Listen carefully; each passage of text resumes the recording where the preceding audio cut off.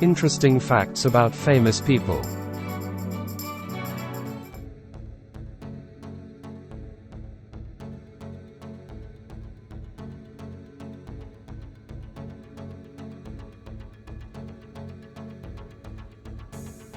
John Wayne, non-Western movies.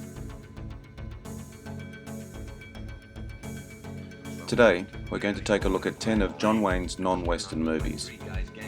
Most of us know Wayne as a man of action and conviction. Some of you may not know that he also made many non-Western movies.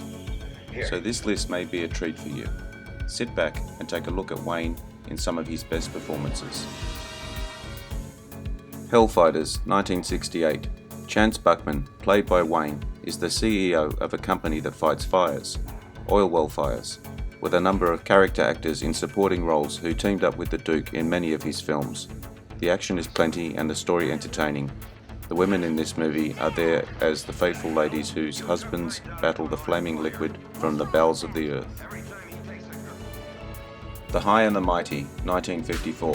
When a commercial airliner develops engine problems on a trans-Pacific flight and the pilot loses his nerve, it is up to the washed-up co-pilot Dan Roman to bring the plane in safely. They Were Expendable, 1945. A Navy commander fights to prove the battle-worthiness of the PT boat at the start of World War II. In addition to the action and wartime heroics, there are subplots about the rivalry between Navy Lieutenant Robert Montgomery and frustrated subordinate John Wayne, and a romance that blossoms between Wayne and nurse Donna Reed. Donovan's Reef, 1963. An ideal society on a picturesque South Sea island. People of several races and backgrounds live together in harmony. John Wayne is a World War II hero who worked hard to own his own shipping company. John Wayne's performance is consistently good and is always believable.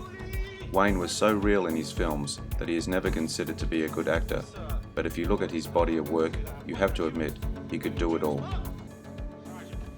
Sands of Iwo Jima, 1949. Haunted by personal demons, Marine Sergeant John Stryker is hated and feared by his men, who see him as a cold-hearted sadist. But when their boots hit the beaches, they begin to understand the reasons for Stryker's rigid form of discipline. Its themes are timeless: duty, honor, country. The skillful integration of battle scenes and real-life newsreel footage makes it seem almost like a documentary. If you want a politically correct war film, try something else. If you want a well-made, well-acted, patriotic film, this is it. The Green Berets, 1968. Colonel Mike Kirby picks two teams of crack Green Berets for a mission in South Vietnam. First off is to build and control a camp that is trying to be taken by the enemy. The second mission is to kidnap a North Vietnamese general. Many people pan the picture as simply a piece of propaganda, but there is always a place for such films. We forget that stories and movies such as this inspire a sense of courage, duty, and patriotism. When the movie was released, the Green Beret had taken a seat next to the coonskin cap and cowboy hat. Hatari, 1962. Hatari is an awesome mixture of moving action, sunny adventure, and light comedy about some wild animal trappers. In the Swahili language, it means danger. A team of men trap wild animals in Africa and sell them to zoos, before the arrival of a female wildlife photographer threatens to change their ways.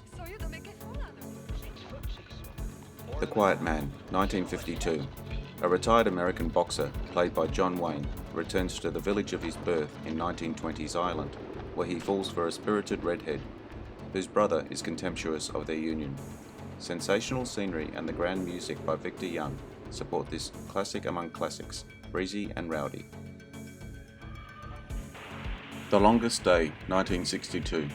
The events of D-Day, told on a grand scale from both the Allied and German points of view, often compared with Saving Private Ryan. This scores over the modern work because of the focus on all major sides of the action: British, American, French, and German. Thank you for your time today. I hope you liked the video. Please leave me your comments. I do appreciate likes, shares, and subscribers. It helps me a lot. Bye for now.